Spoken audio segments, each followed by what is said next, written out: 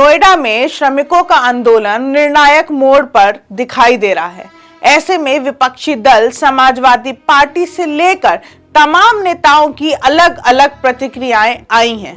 अब श्रमिकों के आंदोलन पर बृजभूषण शरण सिंह की बेटी शालिनी सिंह का एक बड़ा बयान सत्ता की गलियारों में चर्चा का विषय बन गया है। पिता भाजपा के पूर्व सांसद रह चुके हैं। दोनों भाई वर्तमान में सांसद और विधायक हैं।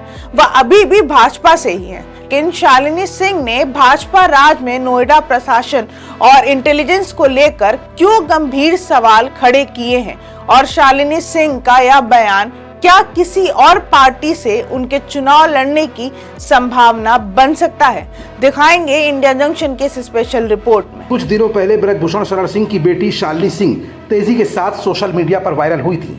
चर्चा इस बात की भी हो रही है कि शालिनी सिंह नोएडा यानी गौतम बुद्ध नगर से चुनाव लड़ सकती हैं। लेकिन शालिनी सिंह के बयानों में आखिरकार बीजेपी का नाम क्यों नहीं आ रहा है?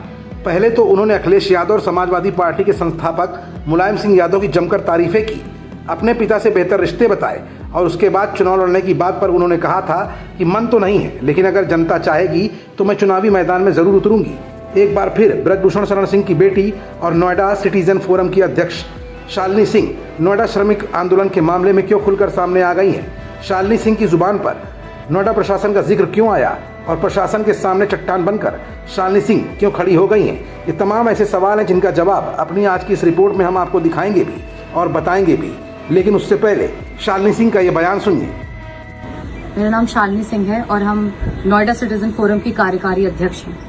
आज जो नोएडा में हुआ पूरा दिन वो बहुत ही दुर्भाग्यपूर्ण है और ये पूरी तरह से फेलियर दिखाता है हमारे इंटेलिजेंस सिस्टम का और हमारे पुलिस प्रशासन का। इतना उग्र हो गया एक आंदोलन, श्रमिक आंदोलन। इसमें आपराधिक तत्व शामिल हो गए जिन्होंने आगजनी की, तोड़फोड़ की। पूरे नोएडा में भय व्याप्त है। हमारे जो अभिभावक हैं वो बच्चों को स्कूलों से लाने के लिए परेशान थे और सुनने में आ रहा है कि कल वर्क फ्रॉम होम घोषित हो गया है। तो ये किस तरह की व्यवस्था में रह रहे हैं हम एक हाईटेक शहर हैं और हम इतने भय में रहेंगे? क्या तैयारी है नोएडा के प्रशासन की ऐसे इवेंट में हैंडल करने की? हमारे पास कोई टास्क फोर्स नहीं है, हमारे पास कोई अर्धसैनिक बल को बुलाने की व्यवस्था नहीं है। ये जो आंदोलन था, जो मांगे थी, वो वहां तक तो पहुंची भी नहीं। जो इसमें असामाजिक तत्व शामिल हो गए जिन्होंने इस पूरे आंदोलन को हाईजैक कर लिया। हम कैसे सुनेंगे श्रमिकों की आवाज जब इस तरह का माहौल बन गया है नोएडा में? मेरा आपसे बहुत विनम्र निवेदन है, नोएडा को इस भय से बाहर निकालिए।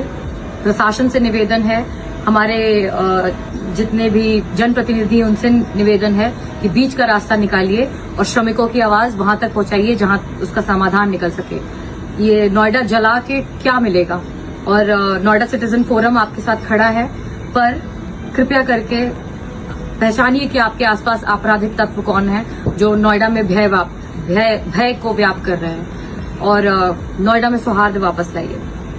अभी आपने शालिनी सिंह का यह बयान सुना और देखा। दरअसल इस पूरे मामले में जहां पहले श्रम मंत्री अनिल राजभर चुप दिखाई दे रहे थे, अब तक शीर्ष नेतृत्व का जवाब नहीं आ रहा था।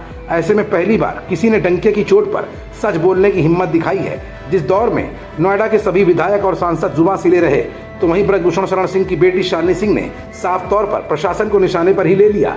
उनका मानना है कि नोएडा में आज जो कुछ भी हुआ वो पुलिस प्रशासन और इंटेलिजेंस सिस्टम का कंप्लीट फेलियर है। बयान के आखिर में नोएडा के विधायक पंकज सिंह को ऐसी घटनाओं के लिए आगाह करते हुए चिट्ठी लिखे जाने की बात भी सामने आई है। ऐसे में 2027 का चुनाव दस्तक दे रहा है और शालिनी सिंह की दावेदारी गौतम बुद्ध नगर यानी नोएडा को लेकर ही है। पिता बृजभूषण शरण सिंह भाजपा के पूर्व सांसद रह चुके हैं। दोनों भाई भाजपा में विधायक और सांसद जैसे संवैधानिक पदों पर बैठे हुए हैं। ऐसे में अपनी ही सरकार के प्रशासन के खिलाफ खड़े होना क्या साबित करता है? क्या शालिनी सिंह किसी और पार्टी से चुनाव लड़ सकती हैं? अब देखना यह है कि पेशे से काबित्री शालिनी सिंह का ये बयान राजनीतिक गलियारों में कितना असर कर पाता है। जंक्शन, खबरों का जंक्शन।